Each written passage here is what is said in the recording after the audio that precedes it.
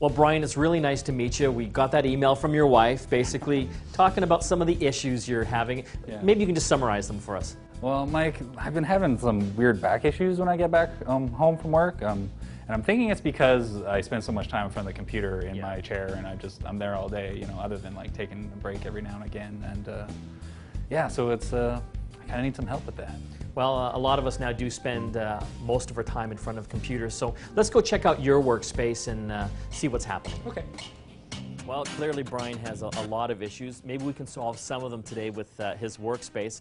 I've got a special guest. She's an ergonomic expert. Her name is Mandy Gallant from Ergonomic. Thanks for coming on the show. You're welcome. So we had a look at some of the problems with his workspace, and we've hopefully solved some of them. So maybe we can just go through some of the main ones. Sure. Well, I always like to start with the chair because if the person's not sitting from a good base of support, nothing else matters. Does Brian the cap have anything to do with it? No, the cap is a nice touch, Okay. yes. It's more the angle. Brian's certainly leaning back, the chair's a little low, he's been really hunching forward to his work, which would account for his discomforts. So Brian, let's adjust this chair. I'm going to get you up a little bit higher here. Have a seat. I'm also going to adjust the backrest to give you a little more support. So we'll straighten that up and we'll raise the height of it so it gives you a bit more support in your low back. Okay. Now this chair also has a feature that will lengthen the seat pan. The levers on the front of the chair, if you want to give that a shot, just sliding the chair forward a little bit. That will make it a better fit for you, being a taller user. Did you even know that your chair could adjust this much? No, not at all. You know what, that's a good point. There are a lot of great chairs out there. If Yeah. people don't know how to adjust them or don't know what the chair does, it doesn't I just offer know the how to appropriate adjust support. mine up and down, and that's about That is an important point. Yeah. I'll tackle the armrests next because I do want to give you support for that shoulder and upper back. So we'll raise them up a little bit, have your arm there, and that chair should be feeling much more comfortable. What do you think? Yeah, it feels great. Good. I've got another option here. This is a footrest. Now, for Brian with his height, we don't necessarily need a footrest over the long term, but as a change of position, this is great.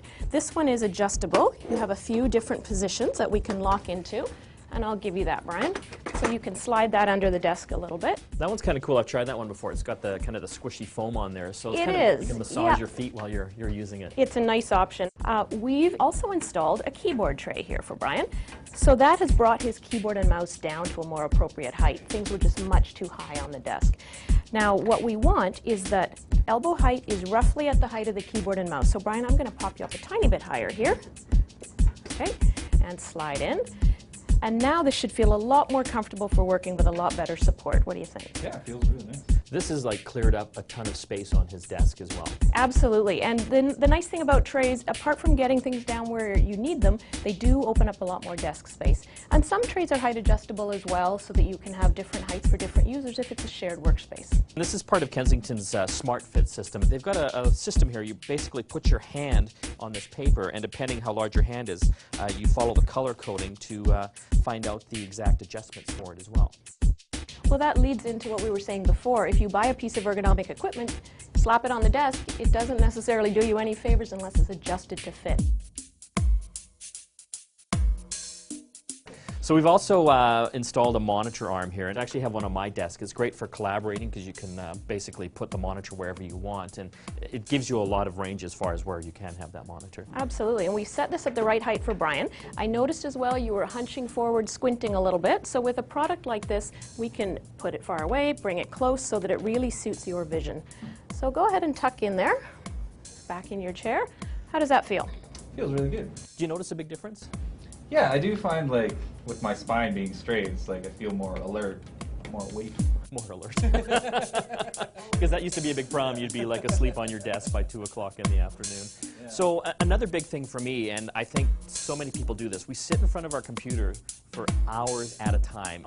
Absolutely. I mean, the equipment is really 50% of it. The other 50% is how the worker interacts with it. Are they taking their breaks? Are they doing stretches? And obviously, while we're doing this, we've freed up a ton of desk space, but more importantly, what we're trying to do is prevent workplace injury as well. Absolutely. And we've set the equipment now in such a way that Brian has a reduced risk of stress to his neck and upper back. So we have basically shown up just in time to save Brian from being crippled for life. I think that's pretty accurate, just in time. And this just might make him more popular as well. There you go. Mandy from Ergonomic, an ergonomic consulting company, thanks for coming on the show. You're welcome. And Brian, we want you to stick around because we've got some more issues that we want to help you out with. Learn to love your desk again. Organize Your Desk Day is coming on October 21st. So be sure to use these tips you've just seen and other tips available at organizeyourdeskday.com.